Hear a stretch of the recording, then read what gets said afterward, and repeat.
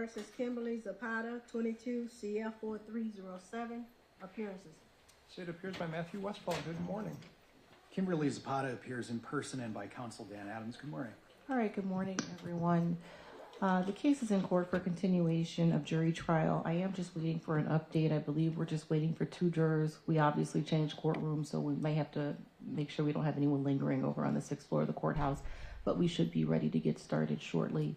Before we broke for the hour, there was, I don't know if it was an objection, but it was a potential concern that the state put on the record with regard to jury nullification arguments that it alleged were made during opening statements. I indicated that we would deal with it in the morning. Essentially, the court would go back and review my notes of opening.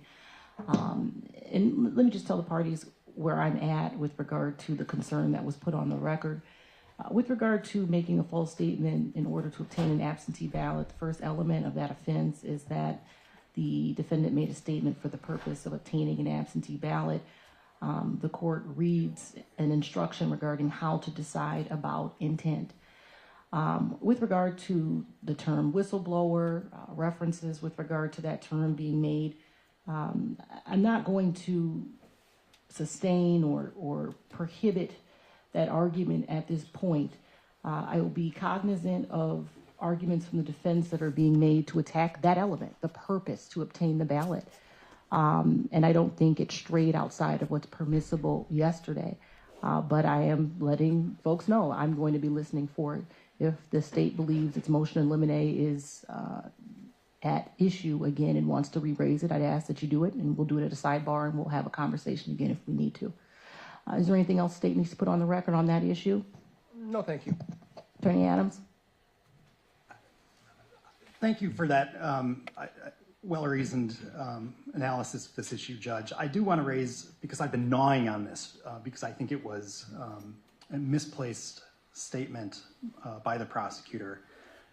Within his opening argument, he called my client a fraudster and someone who injected fraud. Fraud is also a descriptive term, just like whistleblower. Sure. Fraudster is a noun of someone who does fraud. And so I am on notice, and I think it was 4 or 5 times through voir dire, opening statement, I made the point of saying, Your Honor provides the law, and they are here to find the fact, but Your Honor provides the law. I don't know how the prosecutor has bootstrapped that into a jury nullification argument. I just want, with all fairness, if I'm going to be accused of some type of jury nullification, which of course is trying to inflame the passions of the jury outside of what the law is, I believe calling my client a derogatory name outside of statutory language like fraudster is part and parcel with that. And so I did not make an objection because there's a little bit of argument in opening statement. I let it slide. But if we're going to go tit for tat for verbiage, which I appreciate Your Honor is not engaging in this morning, that type of language I think is also we should guard against. Okay. The reality is both parties had some argument in their opening statements yesterday. Neither party objected at the time that argument came in. Parties have made their record on the issue moving forward. Both parties need to be cognizant of that, as the court will be and continue to be. But I think we're in good shape to move forward at this point. Anything on that, Attorney Westfall? No, thank you. Okay. All right. Anything else we need to address while we wait for the remainder of the jury? We do have the jury here. So anything else before we bring the jury back in? No, Judge. Who are we going to be getting started with this morning from the state, the third witness? Karen Castenson. All right. You want to bring in Karen Castenson, have Ms. Castenson take the stand? We'll get her sworn in front of the jury? Yes, ma'am. Okay. We'll do that. We'll go off the record briefly and we'll get the jury.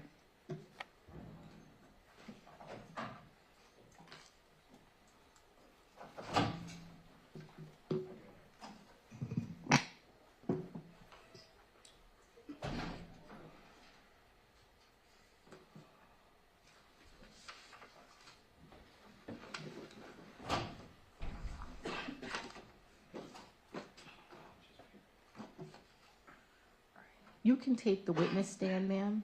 And if you want to hang your coat up, you can hang your coat up on the, there's a coat rack.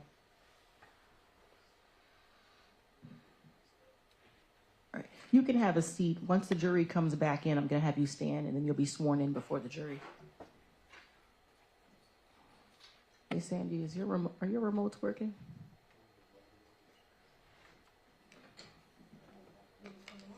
Yeah, just for the time being. Yours aren't working either? It's always something. Okay. I think mine is the other one. Yeah, it's going to be mine. All right, excellent.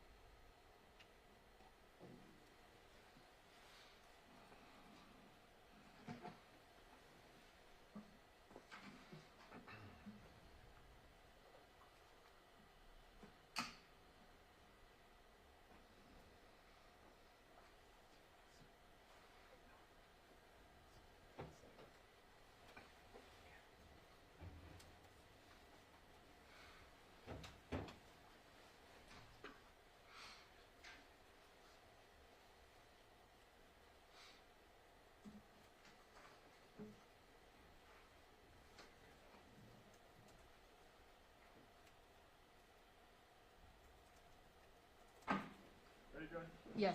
All rise.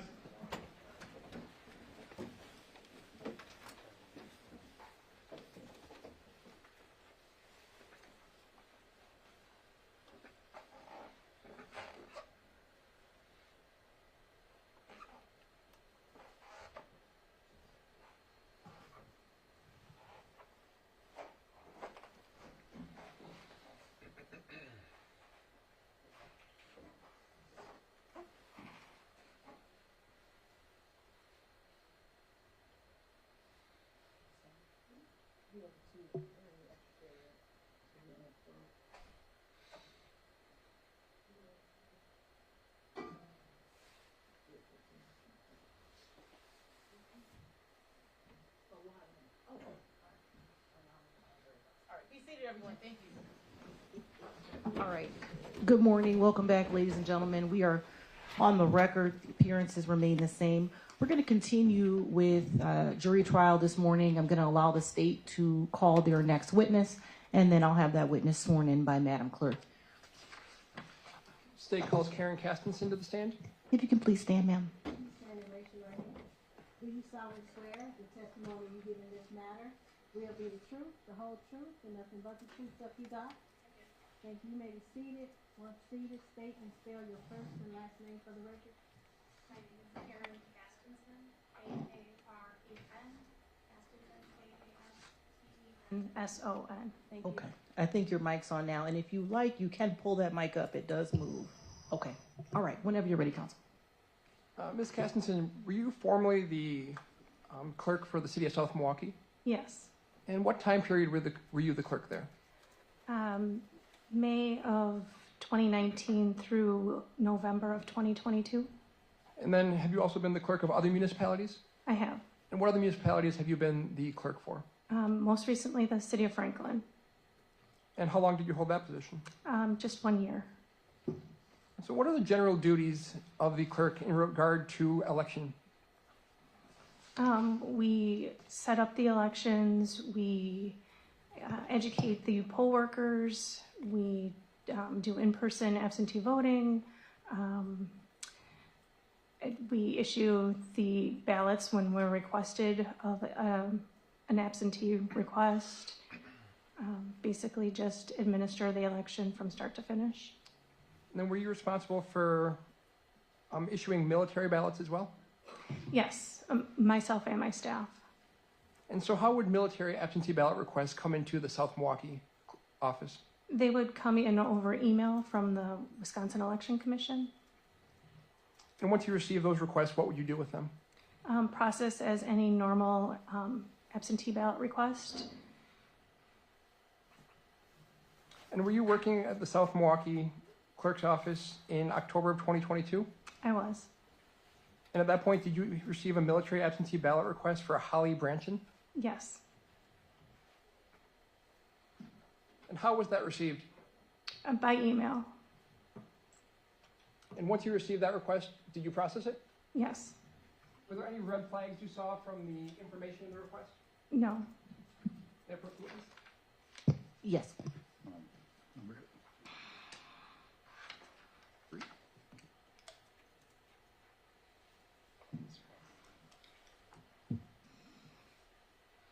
Showing what I've marked as exhibit number 3. Could you please tell us what that is? That is an absentee envelope, ballot envelope, made out to Janel Brantdjen. And who was the municipality that issued that ballot? The city of South Milwaukee. And when was it issued? I would say October of 22, October 25th, 2022. This would have been the ballot that you issued as part of your duties? Correct. Does anything from that ballot appear to be changed? No. Move 3 into evidence. Any objection? Object as to foundation. Okay. The objection's overruled. 3 is received. Move to publish. Correct.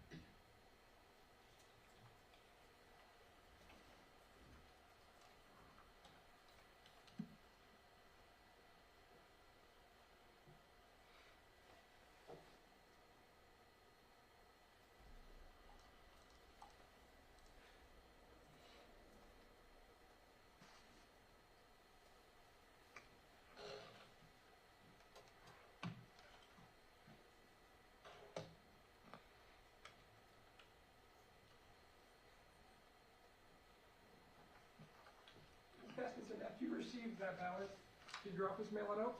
We did. And it was issued to the Menominee Falls address, correct? Correct.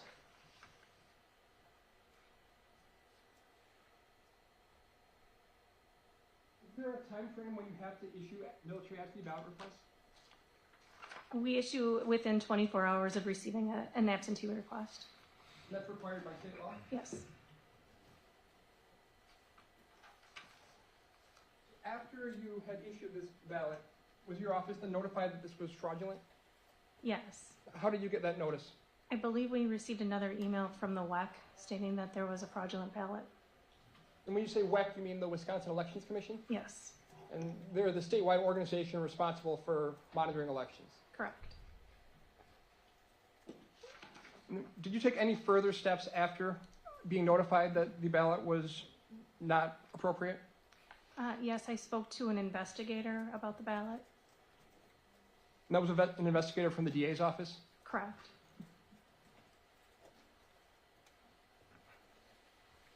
And then was that your last involvement with the absentee ballot? That I can remember, yes.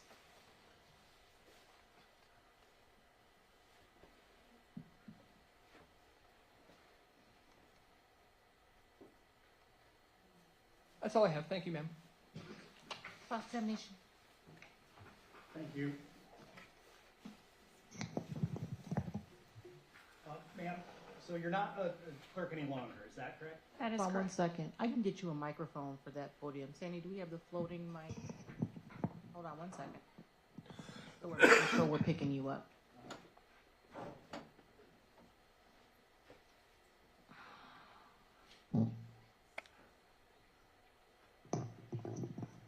And it should be on. Okay, Thank you, Judge. no problem. Thank you, Sandy. Okay. So you were a clerk, though, for 3 years in 2 municipalities or longer? A little longer, probably 4 years as a clerk. I held assistant positions as well. Okay. And you testified that primarily you're administering the election from the start to the end, correct? Correct. Getting ballots out, making sure poll workers are trained, making sure ballots are correct, making sure they're counted at the end of the election, right? Correct. Okay. And your duties are defined under the Wisconsin law, correct? Correct. And that's under Chapter 7 of the Wisconsin statutes? I believe that's correct. Okay. Now, you said in direct examination that your process for military absentee ballot requests the process is as a normal absentee ballot. But there's a difference in the two ballots, right? A normal absentee ballot and a military absentee ballot, correct? Correct. Can you describe to us what that difference is? I guess the normal absentee ballot comes in as a regular absentee request, and a federal, there's two types, a federal ballot and a military overseas ballot. They can come in early. As soon as we have the ballots, though, we are required to send them out within 24 hours. I guess I'm not real sure what you're looking for. Military requests are a little different because they have less that needs to be verified. Is that right? Yes. Okay. For instance, there's no ID requirement. Correct. But on just a normal civilian, you need to have ID. Correct. And military ballot, there is no registration, voter registration required, correct? Correct. Military, you don't need that. Correct. And in fact, even though every member of our armed forces has a military ID, in Wisconsin, we don't ask for that ID to be produced at all. That is correct. The prosecutor asked that whether there were any red flags with this Holly Brantdjen request, and you said there was no red flags, correct? Not that I'm aware of, no. What would be a red flag for a military absentee ballot request? Any type of red flag would be, we've had people try to register with names that make up words. I mean, that would be our biggest red flag. I don't understand, like Mickey Mouse or... Like Mickey Mouse, or they have, monikers that they will use. So that, we normally catch something like that, a name that sounds odd to us. Okay. So you would look at the name, if it looks odd, that would be a red flag. Are there other red flags you would look for on a military ballot request? Not that I can think of off the top of my head. Okay. Is the address to where the military ballot is being sent, do you scrutinize that at all? No. Okay. It doesn't seem bizarre to you that someone would be requesting a South Milwaukee ballot to be sent to Menominee Falls as an active member of the military? No. There's no military base in Menominee Falls, right? Not that I'm aware of. Okay. There's no barracks, there's no installation that we know of. There's not a large group of active military members in Menominee Falls, right? Not that I'm aware of. I'm not sure. And in fact, it's a pretty short drive from South Milwaukee to Menominee Falls, maybe 20 minutes. Sure. I'm not sure. So it didn't seem bizarre to you that someone is saying, hey, I'm active military, I'm a resident of South Milwaukee, but I want this ballot sent to Menominee Falls. That doesn't trigger any red flag. Not at all.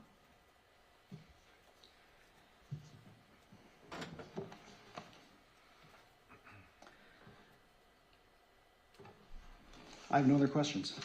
Okay, thank you. Any redirect based on that? Briefly.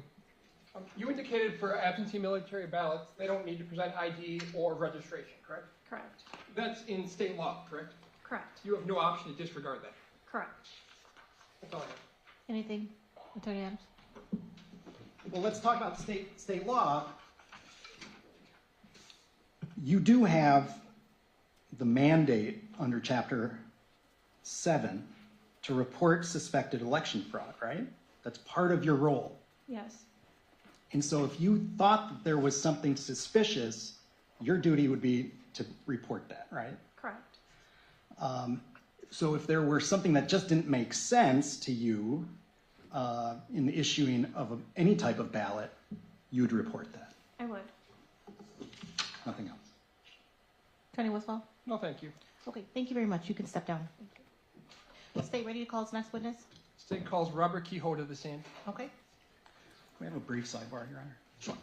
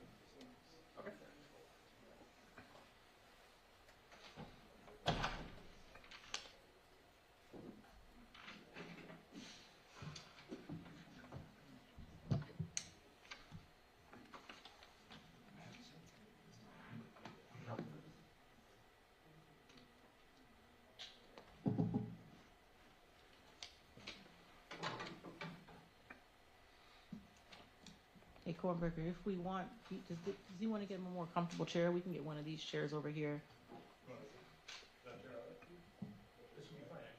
Okay, okay, all right.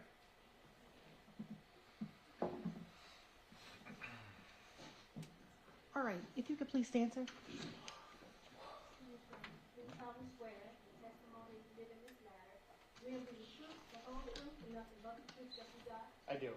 Thank you. You may proceed. Once you state and spell your first and last name for the record. Okay, my name is Robert Kehoe. It's spelled Robert and Kehoe. All right, whenever you're ready, counsel. How are you employed, sir? I'm the Deputy Administrator for the Wisconsin Elections Commission. So what is your job there? I'm primarily responsible for direct supervision of 2 out of the 4 subdivisions of our agency. That's the Election Administration Division that handles things like ballot access, polling places, voting equipment, and then our WISVOTE division, which handles most of our technological systems. So a statewide voter registration system, the public-facing My Vote voter website, and a number of other sites. And do you also have any involvement with concerns regarding election integrity and fraud? Election security is one of my responsibilities as the Deputy Administrator. So what is your responsibility with regard to security?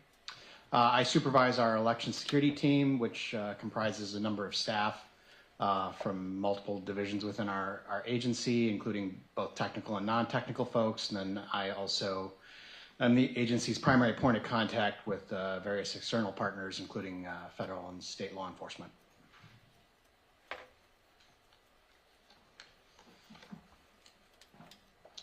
In October of 2022, did you become aware of fraudulently absentee military ballots that had been sent out? I did. How did you become aware of that? We received contact from a reporter that morning who reached out to us and said and wanted to know if we had comment on a press release he saw from State Assembly Representative Brantdjen.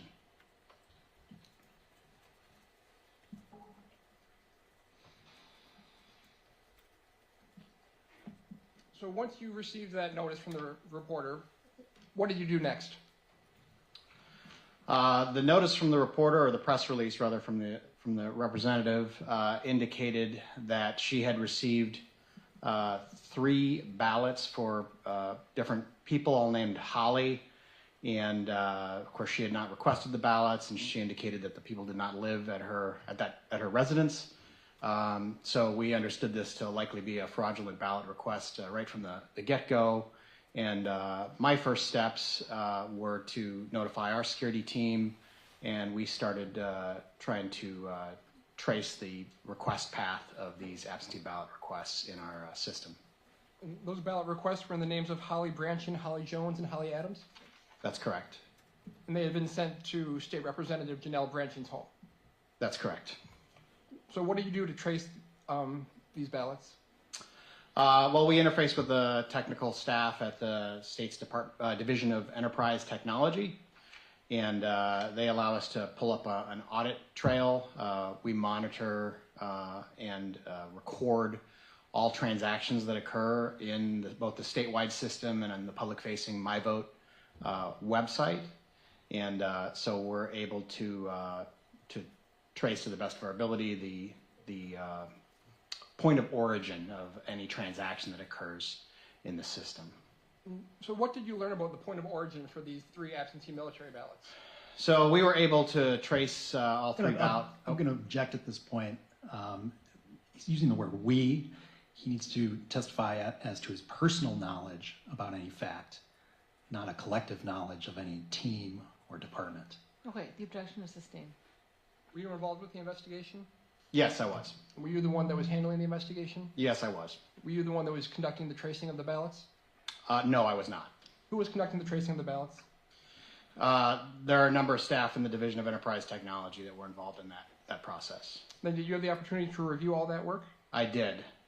And that work shows the entirety of the investigation? It does.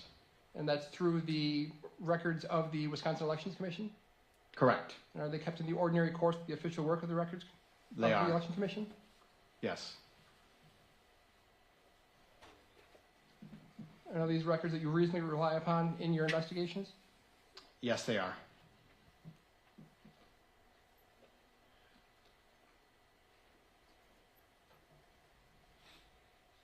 So what did you determine from your involvement in the investigation? I'm going to object as to the vague question. The objection's overruled. Well, as I said, initially we immediately determined that these were likely fraudulent requests just because of the nature of the circumstances that surrounded the ballots. But we were able to determine that all the ballots, or I assessed from the report, right, that all of the ballot requests had been made at substantially the same time within a very narrow window of time and from a single IP or Internet Protocol address. So likely a single computer. And why did you make that assessment? Because that's what the technical report indicated. I'm going to object as to hearsay and ask for a sidebar.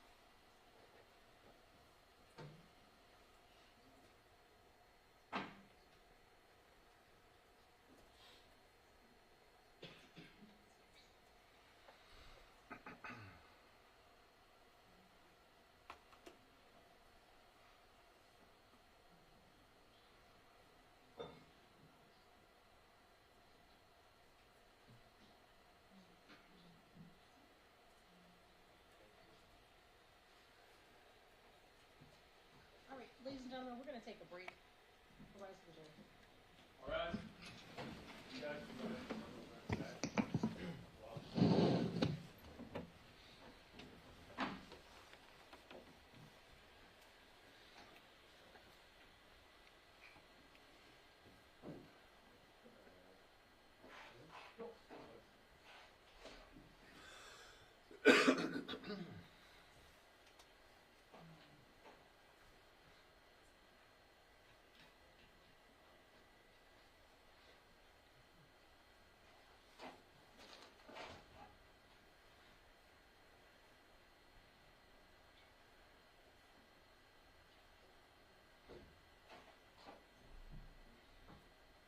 Sure. Yes.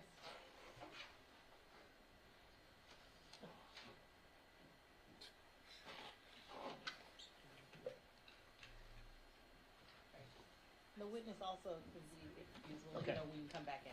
Thank you. Thank you.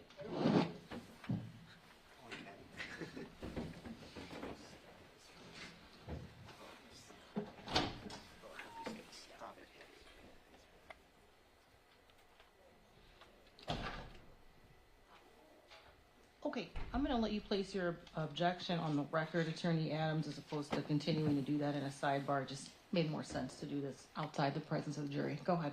Thank you, Your Honor. And before this witness was called, we also had a sidebar where I drew the court and the prosecutor's attention to 907.01 in that I would likely be objecting if this particular witness were to testify about, to essentially put on the hat of an expert and to step outside of being a fact witness.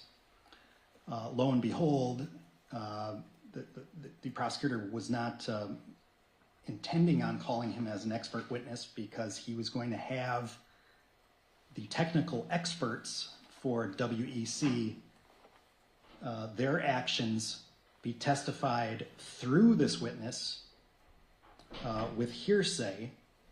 And it's clear at this point that he's testifying about statements that are held purportedly in some technical report that WEC has that has never been disclosed, evidently, to either the prosecutor or to the defense. And so, my suspicion that the lack of an expert notice was a real issue, I think has been confirmed, albeit in this roundabout way. And so I would ask that this witness's testimony be struck from the record, and that a curative instruction be provided to the jury, because at this point, he's not testifying from his personal knowledge about the origin, the point of origin about these ballots. This is all coming from hearsay, and there is no exception. You can have a business record exception if those business records have been provided. So that's my motion. Attorney Westphal? Initially, I don't think he's an expert. He's not testifying to any expertise. He's testifying to the investigation conducted. That's a fact witness. As to his testimony, he was testifying to his determinations, his investigation. So I don't think he's testifying to other people's work. He kept saying we, right? He He did. kept referring to we or the collective. So that's my concern. With regard to him being, and I'm going to let you finish, but I just want to stop you before we go too far. I'm not necessarily saying that I heard information from that witness which would be expert testimony, but are you saying that the mapping or what he said his testimony was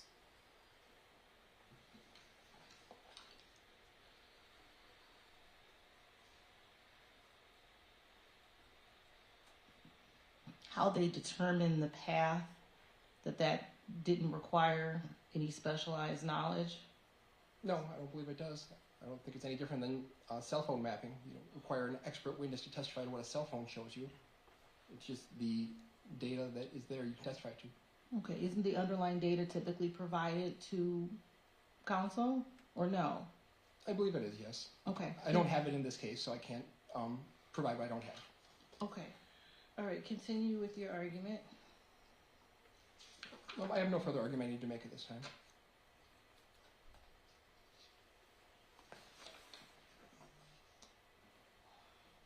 What are you asking to be struck? All his testimony? I don't see any basis for all his testimony to be struck. What are you? I'm not asking about receiving information from the reporter. Any inquiry that he did personally into his databases, but at the point where it involves others, and that was recorded, and he's relying either on the statements of his colleagues or the reports of his colleagues, that's improper. And regarding the prosecutor's conclusory statement that there's no technical element here, doing an audit trail of IP addresses is a deeply technical subject matter. Identifying the point of origin on something is deeply technical. And so all of those statements, I believe, should be struck. And I think Your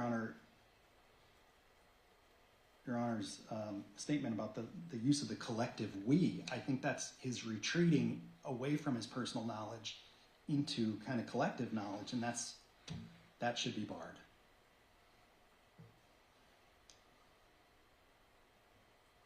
Were you going to say something, Attorney Westphal? No, ma'am.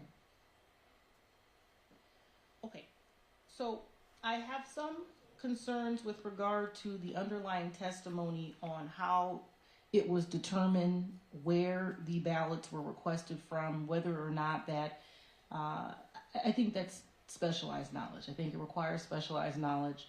I think in order to testify with regard to how that was ascertained, that would probably require expert testimony. You don't have a notice on this expert. So to the extent that that testimony has been made before the jury, I will strike that testimony and not allow any more testimony with regard to the tracing or the mapping of how WEC determined where the ballots were processed from. With regard to, and this witness can testify with regard to his personal knowledge. It's clear that he was involved in the investigation. He's going to have personal knowledge of the investigation. He can testify to that. But when he starts relying on hearsay, that's going to be a valid objection, and I'm going to sustain it. So with regard to the striking, I'm going to grant in part.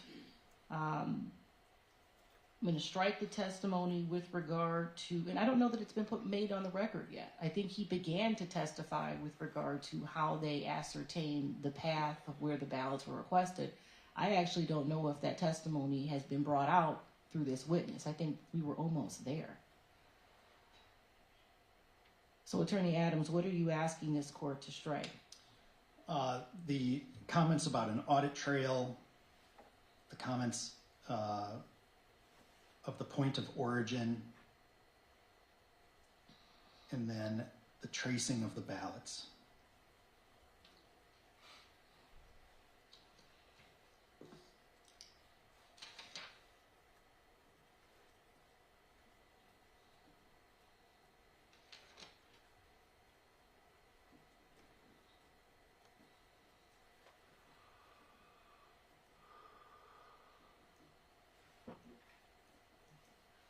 Okay, court is, I'll do it obviously before the jury, going to strike any testimony with regard to testimony that Mr. Kehoe made regarding an audit trail that was conducted, a point of origin, or the tracing of the ballots in this matter. We can discuss language with regard to a curative instruction if it's necessary during substantive instructions. At this point, I'm not going to go there. I think the striking of the testimony is sufficient. Moving forward, again, a witness can testify. He's a fact witness. He can testify with regard to his knowledge of the investigation, his personal knowledge. Outside of that,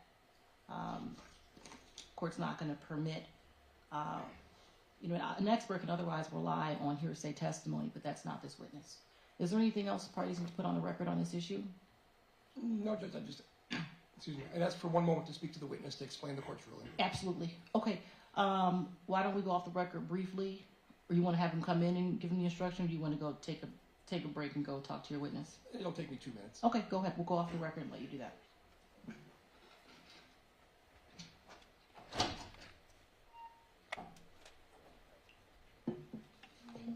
Claire.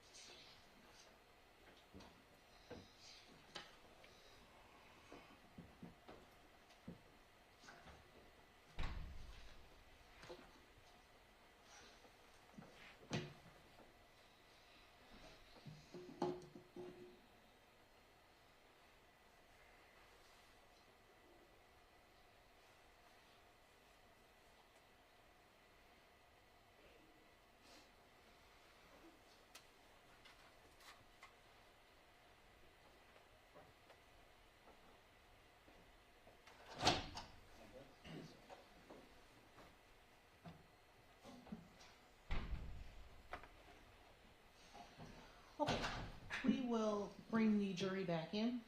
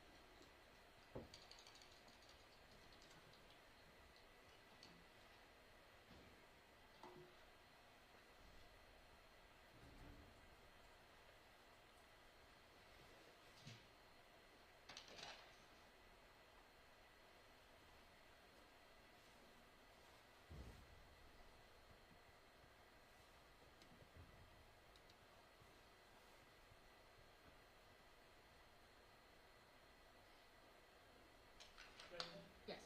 All right, the judge.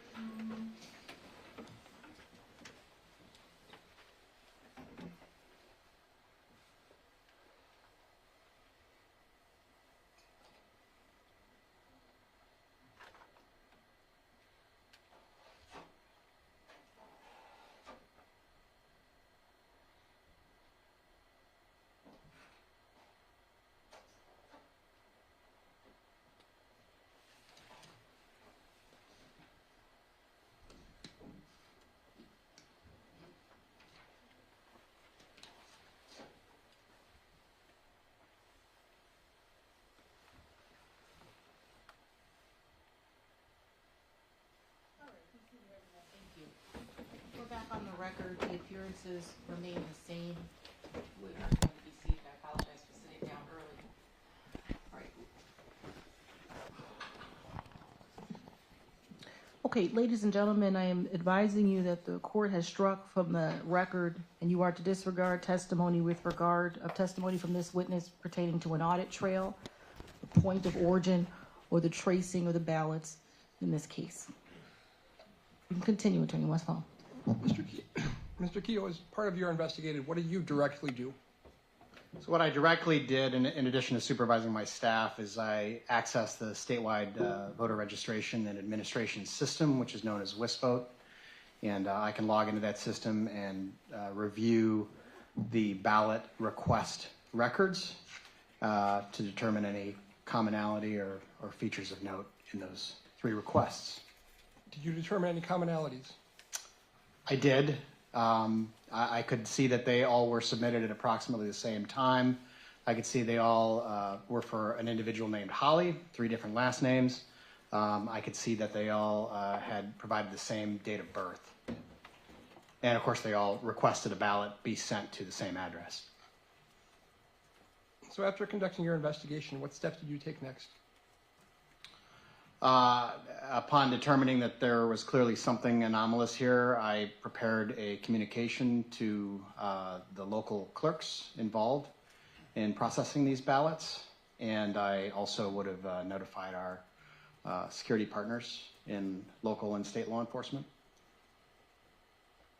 Was that the end of your involvement?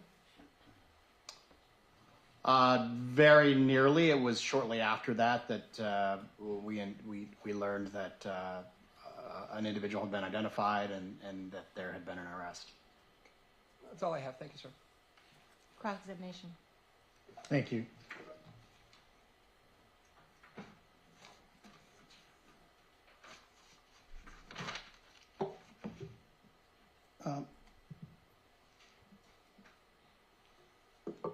Mr. Kehoe, the press release from Representative Brantdjen was put out on October 31. Is that right? I'll take your word for that. I don't know off the top of my head. And it was only after that that a member of the media called you for comment? Correct. Okay. before the media called you for comment, there was no investigation into these 3 military absentee ballots. Correct. Okay. Not from WEC, not from Milwaukee DA, not from the Waukesha Sheriff, right? There was no investigation. I can't speak as to those other agencies.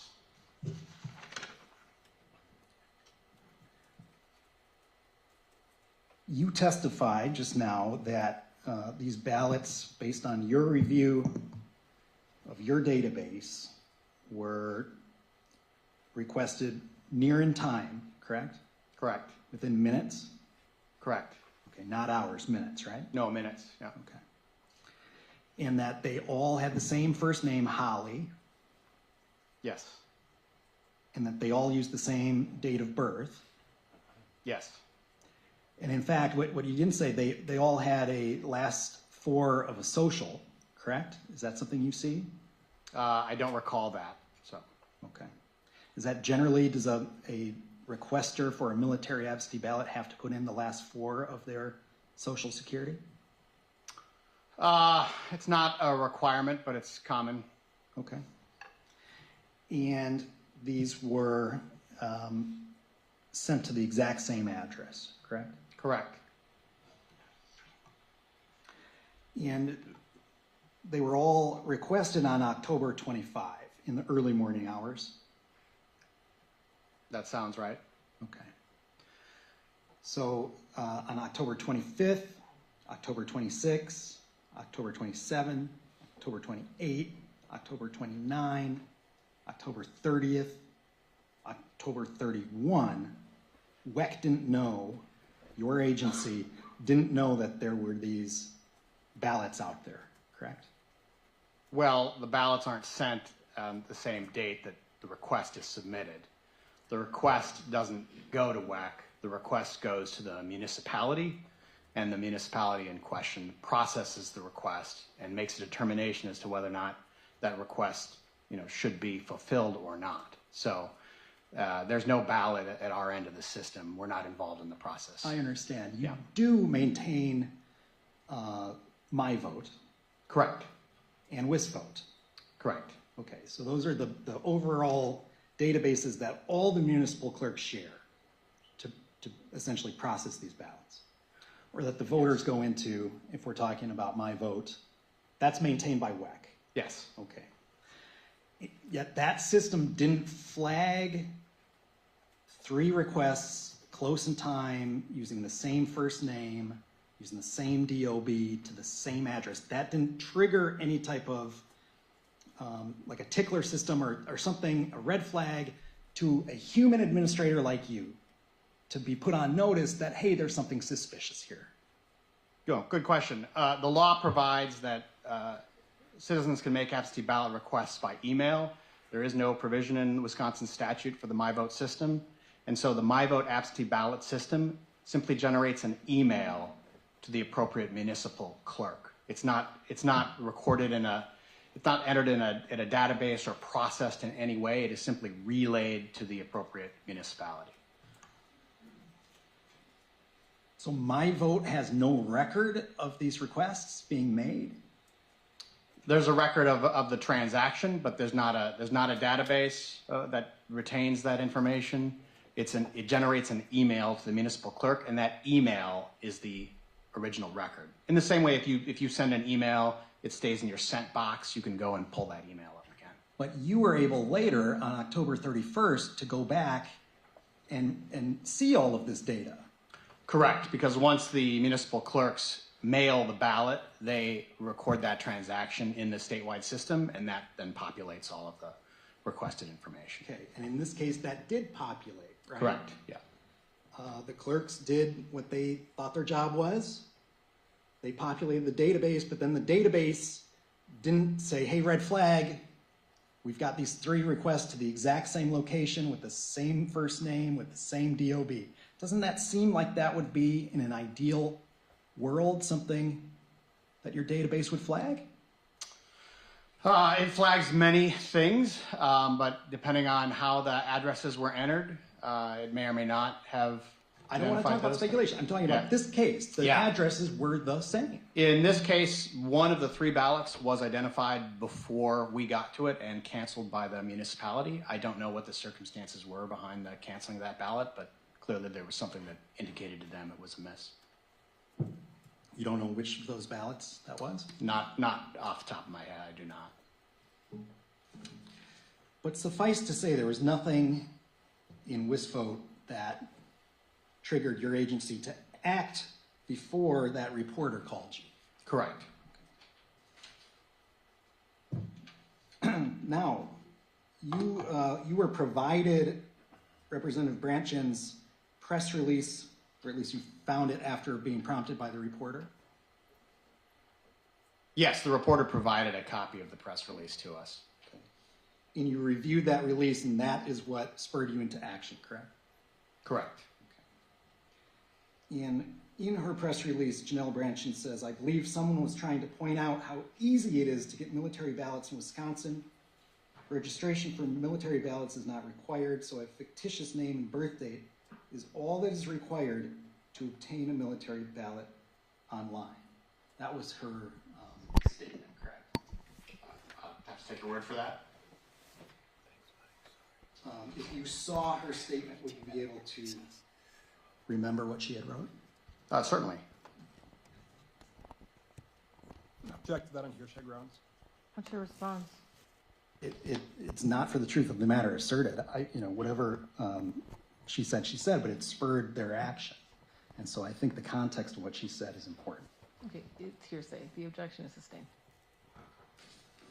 I move to strike counsel reading into the record of the release itself. It will be stricken from the record. Do you agree with the general proposition that it is easy to get a military ballot in Wisconsin, and a military absentee ballot? Obviously, that's a subjective call, but I think we try to make it easy to obtain a military ballot. So. Okay. And you would agree as a general proposition that registration for a military ballot is not required? Correct. Wisconsin law does not require voter registration for a military ballot. And you don't require any type of driver's license or state ID, correct, for a military ballot in Wisconsin to be issued? Well, it's not what I require, it's what the Wisconsin statutes require, but correct. Okay, fair enough. And you don't require a military ID either? Correct. Some states do. Objection, relevance. Sustained.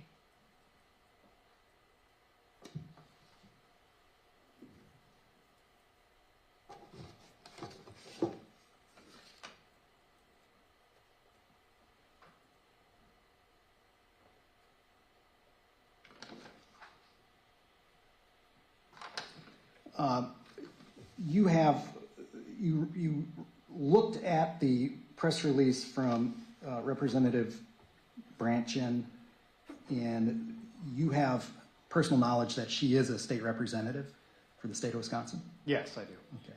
So she would be a public official, correct? Sure. Okay. I have no other questions. Any redirect?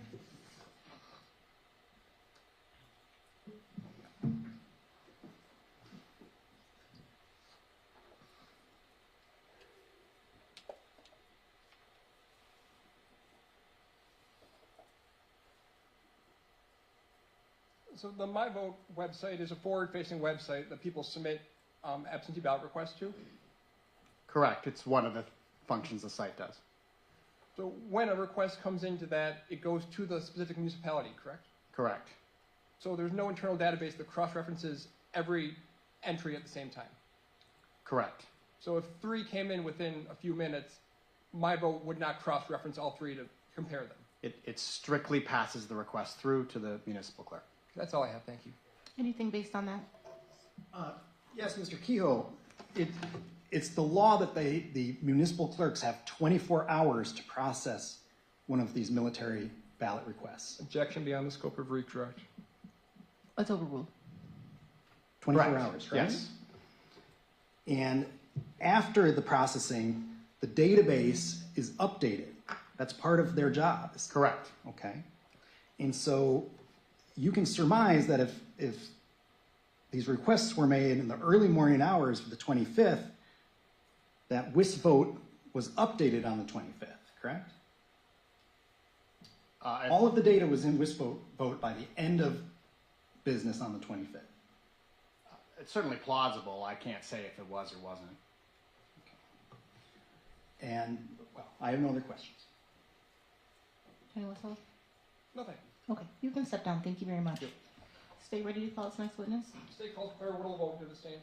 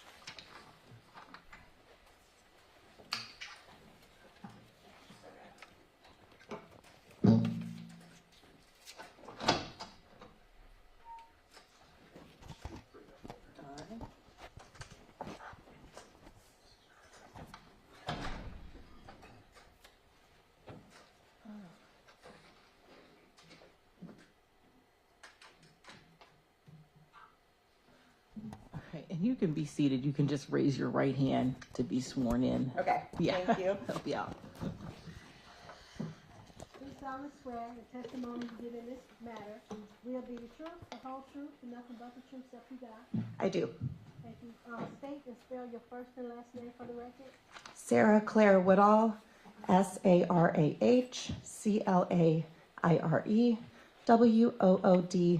WOODALL. Whenever you're ready, Counsel. And how are you employed, ma'am?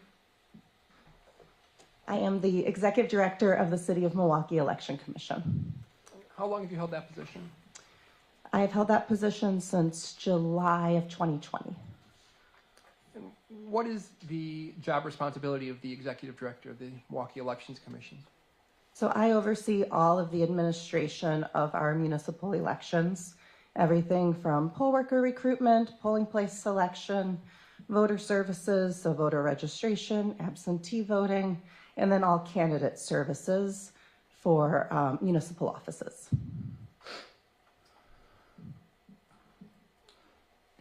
And in your role as Executive Director, do you have a Deputy Director? I do. What is the role of the Deputy Director? The Deputy Director oversees our Voter Services Department, which is all of our basically non-election day activities, so early voting, absentee by mail, voter registration, and fielding all voter inquiries. They also serve as our personnel officer and help administer campaign finance. And are they responsible for helping administering the elections? Yes. And are they responsible for election security Yes. and helping ensure the elections run smoothly? Yes. And is the Deputy Director position a public employee? Yes. Now, are you familiar with the MyVote website? I am. What is the MyVote website? The MyVote website is the public-facing voter portal in the state of Wisconsin.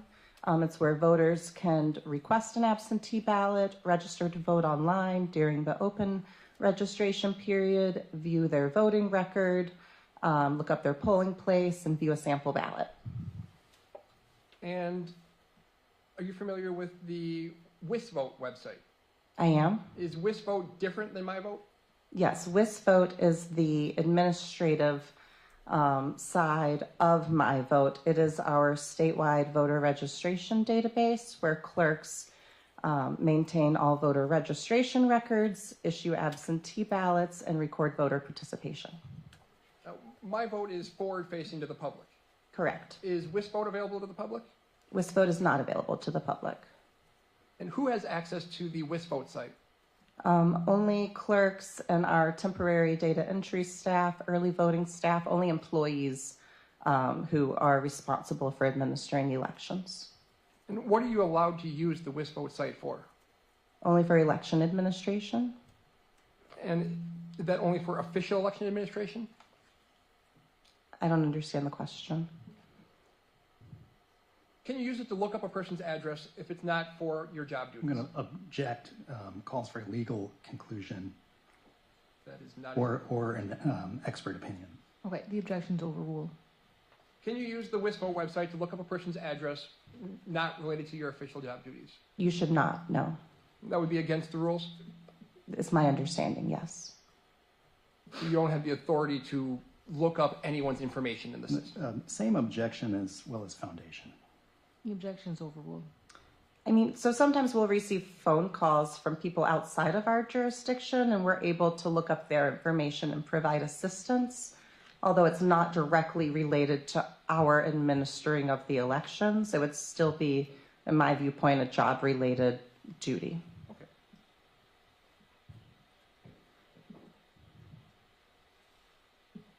So the WisVote website, is that a website where you just type in the address and you're on it? No, you have a login. So how do you access the WisVote website?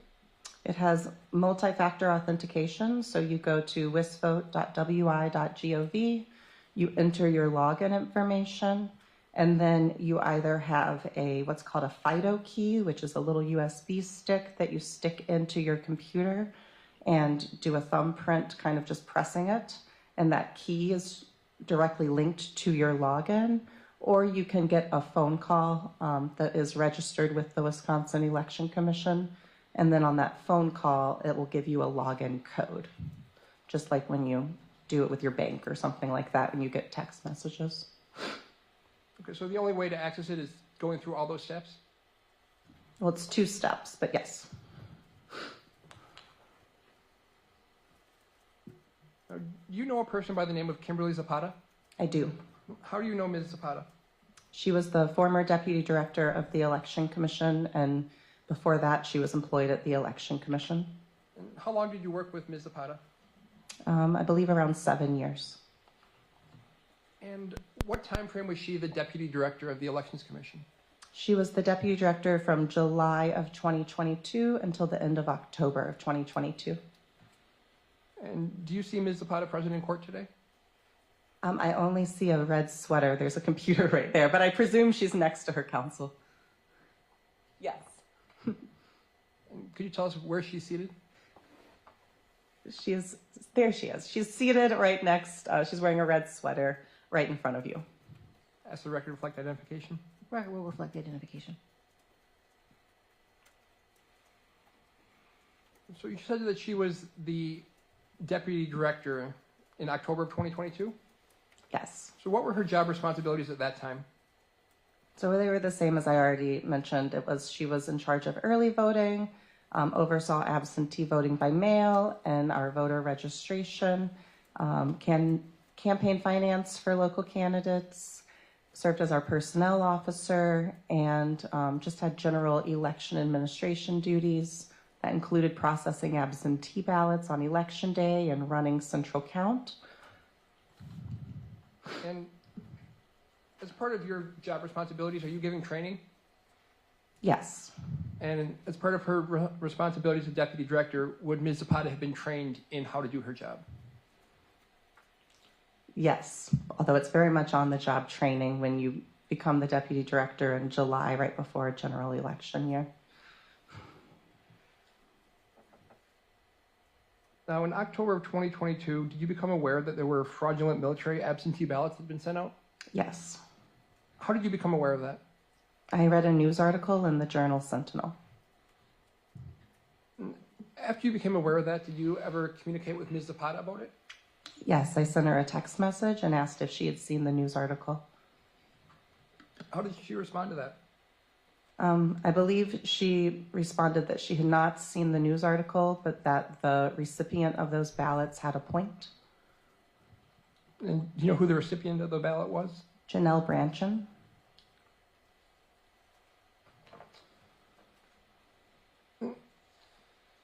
That would have happened on or about October 31st of 2022? Yes, that sounds about right. And then did you have any further discussions with Ms. Zapata about those ballots? Not until, is the 31st on Monday? Was it a Monday? I could not tell you the Okay. day of the week. I remember the days of the week. So on Monday evening is when I read that news article, and then I did not have any further discussion with her until Tuesday late afternoon, So the next day? the next day. And the next day, how did that conversation go? Well, I'll pause for a second.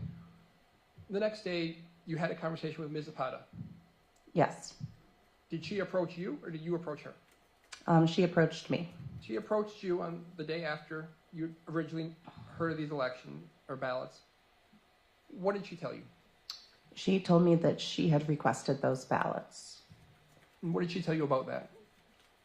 She had brought this concern with the MyVote website to my attention several times in that month prior, and that she was frustrated that people like Representative Brantdjen continue to focus on what they consider election fraud issues that aren't real, and that this is a real potential security issue that she wanted to bring to her attention.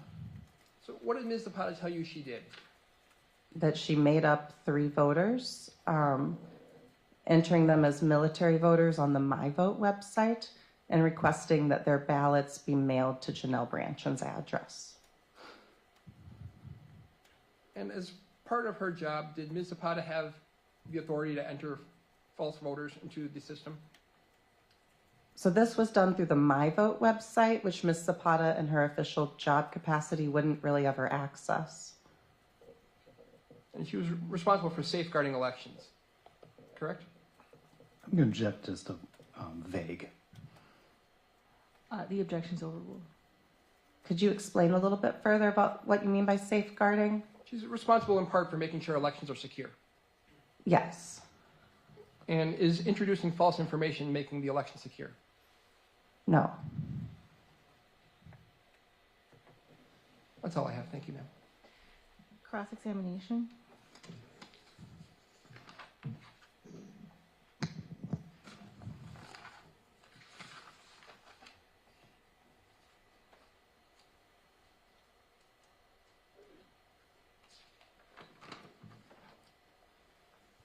I want to go back to this question that the prosecutor asked, whether entering data into MyVote would be part of Ms. Zapata's role as the deputy director. And you said no, because you all don't use MyVote, correct? Correct. That's the public-facing portal.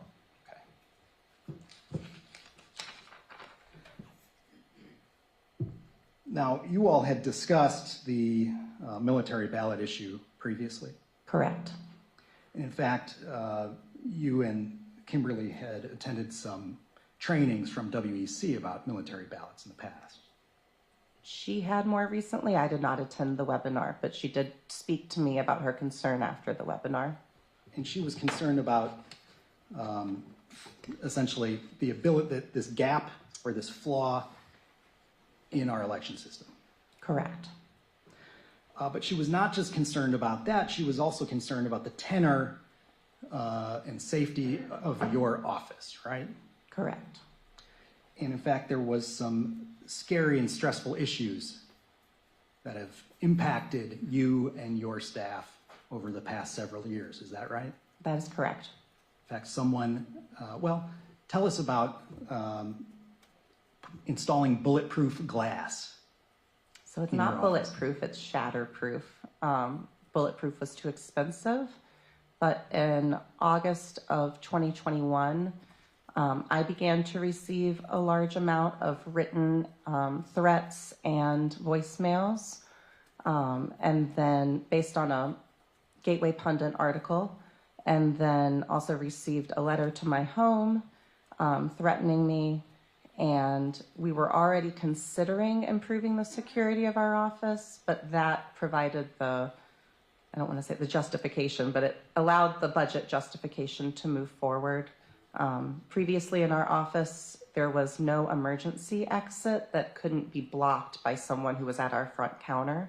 So we relocated our front desk, created barriers. There's shatterproof glass now, there's security cameras, and you have to have badge access to enter our office. So after the 2020 election, there was fair to say, a pretty concerted effort to improve the safety and security of your staff. Yes, and then there is a separate public records lawsuit where the litigant introduced a handwritten drawing of our office where they labeled where each person sits in our office. That kind of instigated additional conversations with law enforcement about additional security protocols because it appears that information came from one of our temporary staff members as well. Was there any, in your mind, reasonable or rational reason to have that seating chart provided to you other than to let you know that other people knew who was seated where in your office? It certainly was felt by me as kind of a very passive threat. Identifying where each person sat felt very much like a blueprint for anyone who was to be an intruder in our office. And indeed, it wasn't just passive threats to you and your staff, correct? Correct. From this individual, it was just through litigation, but others have been direct threats that have been investigated by the FBI and the Milwaukee Police Department. Including statements that you and your staff should be put in front of a firing squad, right? Correct. Threats to your families? Not directly to our families, although having a handwritten letter delivered to my home when I have 2 children felt very threatening, and I ended up leaving state. Okay. And as the individual who was checking the inquiries from the public email, Kimberly saw a lot of these threatening emails, correct? Yes, the deputy director was responsible for managing our voter info box, which is where all of our public email inquiries go and where the bulk of the threats have been sent. So and these are from the 2020 election onward, these threats, these conspiracy theories were constant, right?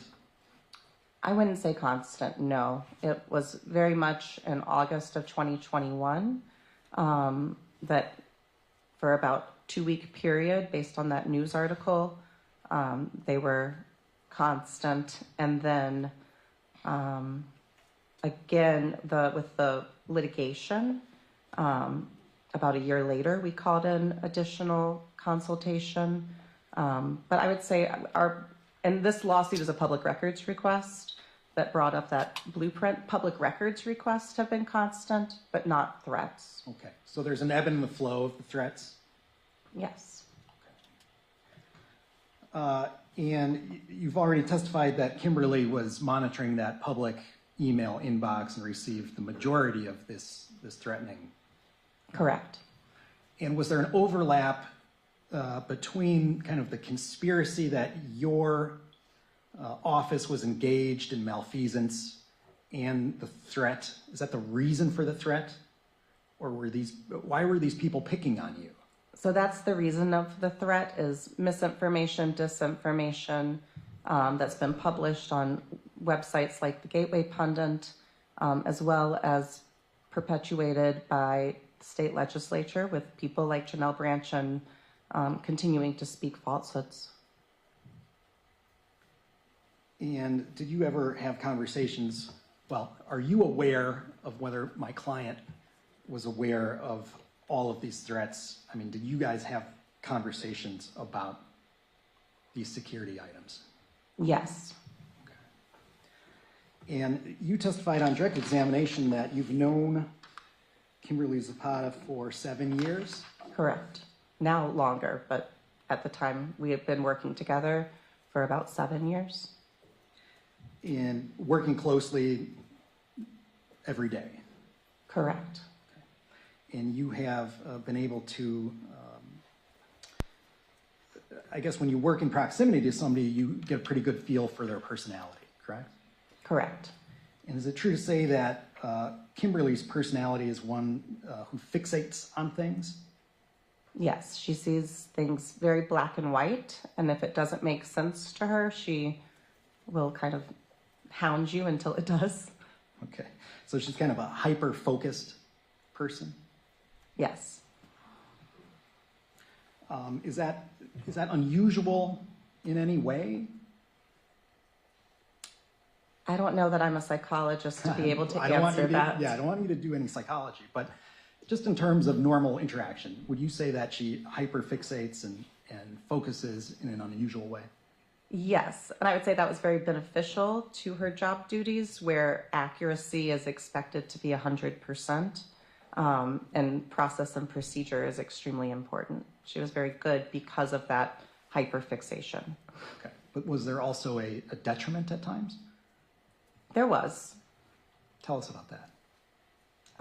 So my job is oftentimes navigating politics, both from a policy perspective and just as the director, I get appointed by a common council and a mayor.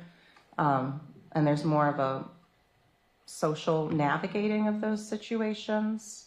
And I don't know that Kim is as well suited for that, but it wasn't part of necessarily required of her job. Okay. But she's just, that would be coming at a social detriment at times. If something doesn't make sense, she's not going to smile and let it go. She's going to ask you to make it make sense. Okay. She's very direct. She has a very direct, hyper-focused personality. Yes. And you just talked about some of your roles as the director. You're the top of the pyramid, correct? Correct. And Kimberly is your... She's my second. Your The second. deputy is if I get hit by a bus, the deputy takes over to do the election administration duties. Okay. Well, I saw you come in on crutches. Were you hit by... No. I'm very clumsy, but I did not get hit by a bus this weekend. All right. But in her role, up until October of 22, she wasn't doing policy. No. She wasn't doing political stuff, interacting with politicians, other than campaign finance. Other than campaign finance, where we have local officials who are responsible for filing their campaign finance reports to our office, and we review them and ensure that they're compliant.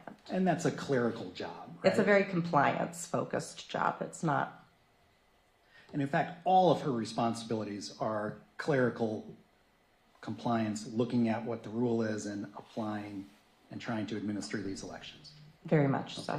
She's not up here lobbying legislators. She's not doing white papers on policy. She's not doing any of that stuff, correct? No, the city of Milwaukee has lobbyists.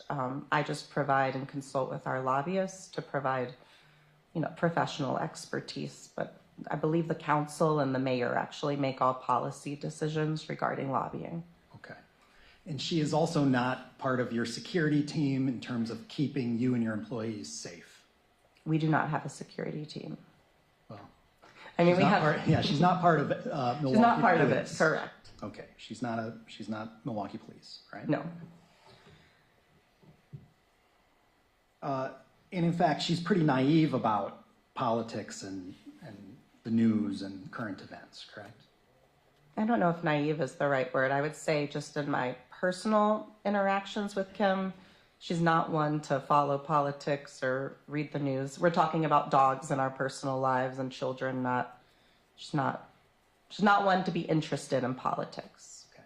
to my knowledge. And this draws me back to this conversation you had on the Tuesday afternoon. You were dismayed that the ballots had been sent to Janel Brantdjen of all people, right? Correct. And in that interaction with my client, she had no indication or prior knowledge that you had any bad feelings about, or I don't want to put words in your mouth, that you were not pleased with the recipient of those ballots. Oh, I think she knew that the recipient of those ballots and I do not see eye to eye. I mean, she knew of the recipient of those ballots as someone who makes constant public records requests to our office, that creates a lot of additional stress and work for things that are rooted in conspiracy theories. So she knew who she was sending ballots to and the politics of that person. Okay. But you've testified she's not an overtly political person, Kimberly. Correct. So she knows from her day job that Janel Brantdjen is interested in your office, right? Correct. But she may not have the full understanding, or at least the understanding you have, about maybe the level of interest or the misapplied interest in your office. Objection. Asking the witness to testify to the state of mind of another witness. The objection sustained. You were not happy that these ballots were sent to Janel Brantdjen because of her conduct towards you and your office. I believe my response was, why would you send them to Janel Brantdjen of all people? Aren't you aware of Harry Waite? Okay, Harry Waite. And her response was what? Who is Harry Waite? What are you talking about? And you knew at that point that Harry Waite was Objection. Relevance. They've opened the door as to this conversation. I believe that the rule of completeness calls for the entire conversation to come in to provide context. All right, the objection's overruled. Let you ask your question. Harry Waite is an individual in Racine County who sent military absentee ballots in, no? Well, let Finish the question. Okay, and then go ahead, Attorney Adams. You said, haven't you heard about Harry Waite, right? Why did you say that to Kimberly? Because Harry Waite used the MyVote website to request other people's ballots. I believe Robin Voss was one of them, to be mailed to either his address or another address, but was being prosecuted. And so my response was, don't you know that this is a crime? That this is horrible? You know, don't you know about Harry Waite? Okay. And she said, what? What was her response? Just deer in headlights? So she didn't know Panic. about Harry Waite, right? No, she did not. And she certainly didn't know that Janel Brantdjen is someone who Harry Waite affiliates with. Okay. But that case is very different because Harry Waite used an actual individual, including the Speaker of the Assembly's actual name, to get a ballot. Correct. He accessed existing voter records, not through the military overseas channel of MyVote. Okay. And he had those sent to Robin Voss or to himself? I believe to himself. Okay. So big difference from what you've learned about this case, correct? Difference in my mind because they're two very separate. He had to use a real date of birth and real personal information to access those. And it affected a real person's voter history, right? Yes, and took someone's real ballot for that election, where that person would then not be able to vote. If they went to the polls, they would have said, it looks like you already received an absentee ballot. Very well. But at that point, you told her, okay, I don't want to talk about this anymore. And you made a communication to the city attorney's office, right? Correct. You said that on direct examination, she worked from, and I've lost my note, until, as your deputy, so you're number 2 from July of 22 to October of 22, 3 months? Correct. Okay. In October of 22, she left your office. Correct. Okay. She's no longer employed at your office. She was put on a temporary leave, I believe. She was fired as the deputy director, but she still had a civil service position, and she was put on a leave of absence while a civil service investigation took place according to all the civil service rules. Okay, and she's since resigned. Correct. You knew that during this October of 22 time period that she was under some personal distress as well? That is correct. And what was that? Her brother had died unexpectedly, about, I want to say, a week and a half prior to learning about this, maybe 2 weeks prior to me learning about this in mid-October. And given her personality of being fixated on things, was this personal tragedy, did that play into her performance at work or her demeanor? We insisted that she take at least a few days off. Right after her brother had died, she wanted to conduct a training. She had to train early voting staff. And then finally, the next morning, the morning of her training, she let me know that she would take my offer to do it, and she took several days off. But then she expressed a willingness and a desire to come back to work within only about 5 days' time because she thought it would help distract her from the sudden loss of her brother. Okay. And during this time, she's gearing up. She's getting 250 employees for central count. That's part of her job. Yes, And she is managing 14 early vote sites. correct. And she's dealing with this inbox of conspiracy theorists and threats. I don't think there were any conspiracy theories or threats at that time.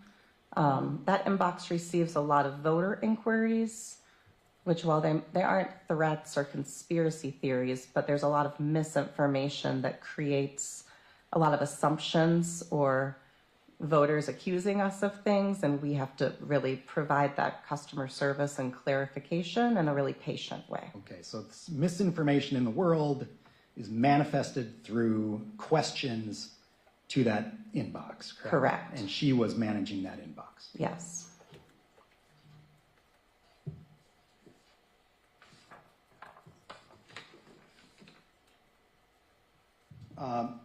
In her official capacity, Ms. Zapata had no responsibility to request or apply for absentee ballots on behalf of anyone else. We will occasionally provide assistance if a voter is indefinitely confined due to age, illness, or disability, and they don't have access to the internet. We will read every screen aloud to them, have them certifying the information that we're inputting into the MyVote website is true, and help them complete a request for an absentee ballot. That's with the voter present and with their verbal affirmations. But that's the only time we use the MyVote website. That is a disabled individual or a homebound elderly individual. Correct. Okay. But never for military ballots. No, never for military ballots.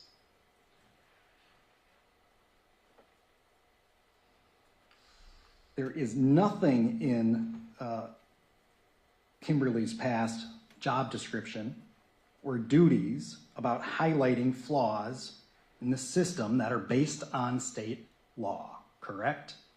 Correct.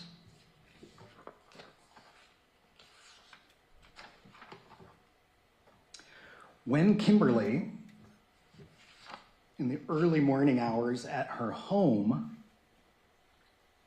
logged on to MyVote and sent 3 military ballots to Janel Brantdjen's house, she was not acting in her capacity as your deputy, was she? No, I don't believe so. She was acting in her personal capacity, wasn't she? Yes. Thank you. Any redirect?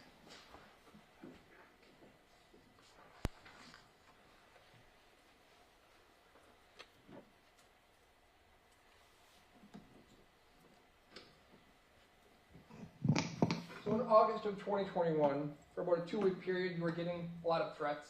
Yes. Those tapered off, Yes. so the threats weren't consistently coming in after that. No. And in fact, you just told us that in October of 2022, there were not threats coming in. Correct. And there was misinformation, incorrect information people were asking about. Correct. And you said that the reason for a lot of the threats you received in the past was false information that was out there. That's correct. And putting in 3 fake names to get military ballots is false information. Correct. So Kimberly's introducing more false information into the system. Yes. So she's taking this situation where there was already threats in the past from false information and aggravating it. I don't think that was her intention, but yes.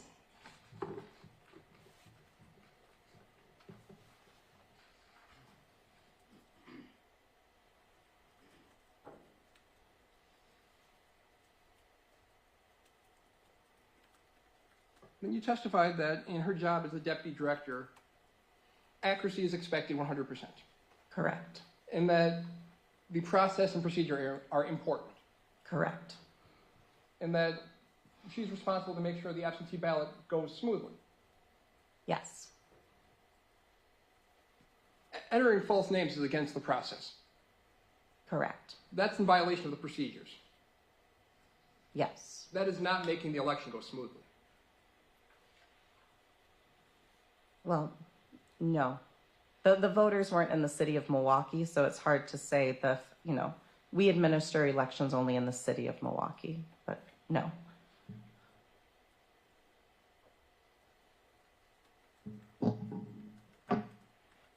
And you told us that Ms. Zapata knew who Janel Brantdjen was. Yes. She knew that she had created a lot of stress for your office Yes. and a lot of extra work for your office. Yes. And then that was the person she chose to send these fake ballots to. Yes. Sending fake ballots to Representative Brantdjen, would that reduce the stress in your office?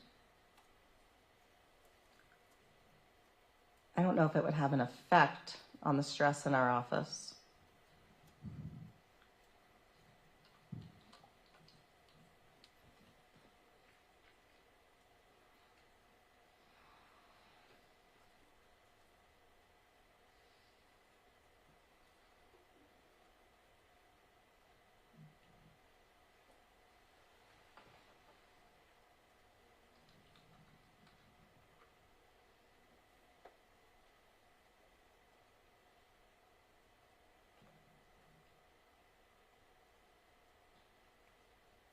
So you testified that speaking falsehoods causes issues for the election.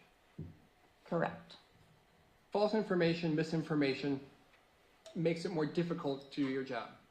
Correct. Ms. Zapata was introducing more false information. Yes.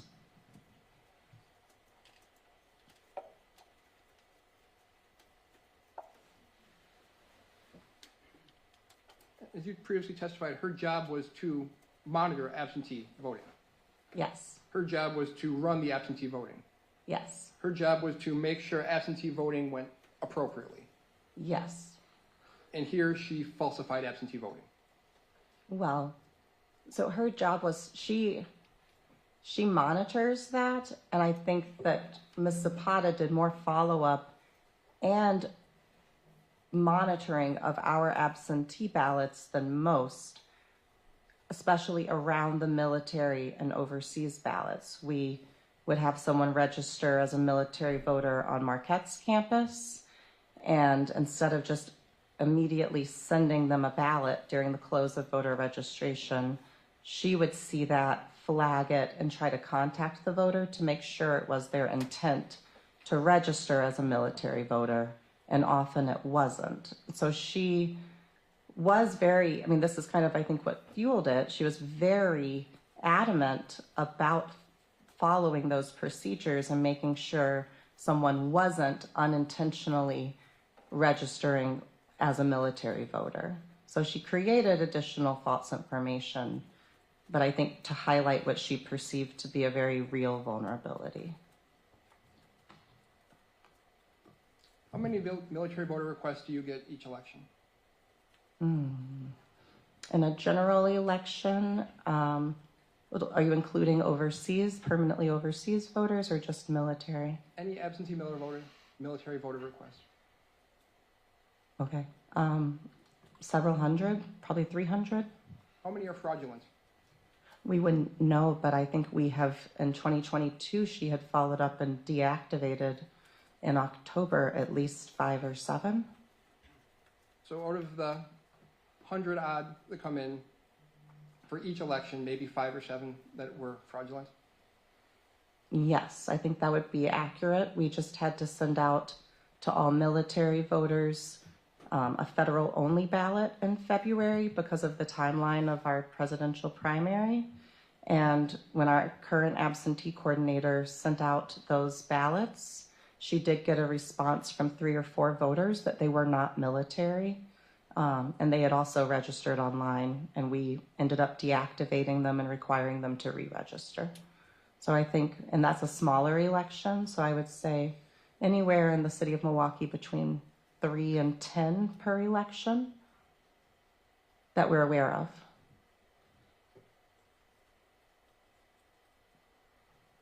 Then you testified that Ms. Zapata had brought concerns about military voters to you in the past. She did. Are you aware, did she bring them to anyone else?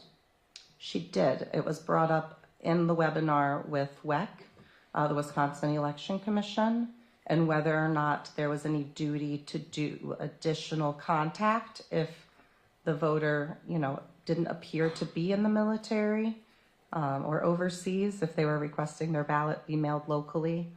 And the answer was that's up to the clerk, I believe. And your responsibility as public employees is to follow the law. It is. And the Wisconsin statutes defines a clear process for how military absentee ballots are requested and submitted. I'm not familiar with the statutes to tell you whether or not it's clear. And I say that because much of election law is not clear or consistent. But there is a written process for how they must be done. I would presume so. And as public employees, do you have the authority to change those processes that are written in law? Not to change the processes, no. Do you have the authority to go outside the law? No. Thank you. Go ahead. Thank you. So even in 2022, Kimberly caught 5 to 7 improperly requested military ballots. Correct. Okay. So somewhere 2%, 3% of those requests in your office that year were illegitimate and should not have been sent to them, right? I don't think those percentages are correct, but a handful of ballots come through and we catch them through different means of communication and investigation where people are, during the close of voter registration, when you cannot register online as a normal voter, they click on the military button and end up registering as military or overseas voters, yes. Okay. And we've seen them do it while in line at early voting unintentionally as well. Okay. So there is this issue that if somebody's not minding the store, these ballots can be issued improperly. Correct. We have a general rule of thumb that nobody reads paragraphs that they're certifying when they complete forms with the government. So Kimberly was doing more than most municipal clerks, right? Yes. She was actually scrutinizing these requests in a diligent manner. Correct. She was going above and beyond to make sure that democracy was being upheld out of your office, right? In her viewpoint, yes. And sometimes this viewpoint that we've talked about is hyper-focused, right? Correct. At the exclusion of the rest of the world. Yes. In that maybe she believed she was helping the process by drawing light to this legitimate flaw in the system, but could have actually aggravated the situation with the attention that it brought. Objection. Calling for the witness to testify to the belief of another witness. Objection is sustained. On redirect, you talked about how you did not believe that it was her intention to inject false information and aggravate the situation at your office, correct? Correct. And in fact, with based on your conversation with her, she was trying to direct the conspirators towards something legitimate so that they would leave them alone, they would lower the stress on your office, correct? That was what she communicated to you.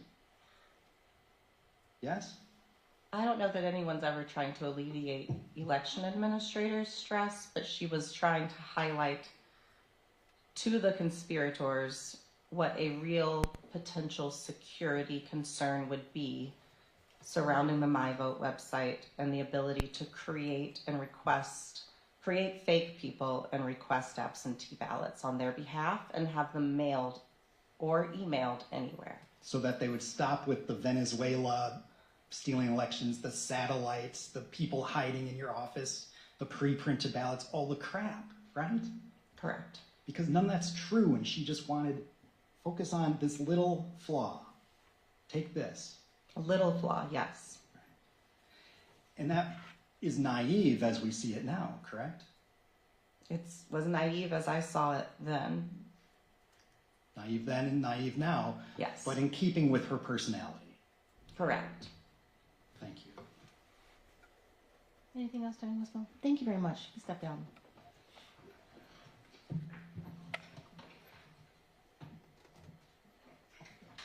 Let me see the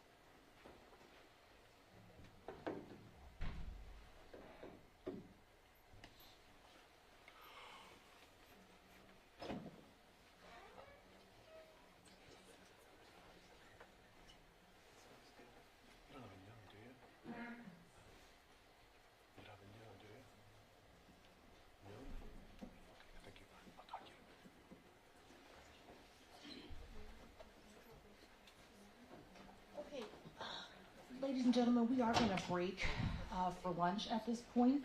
I'd ask that you return at 1:30. We're going to get started just as soon as everyone gets here. Enjoy your lunch. We'll rise.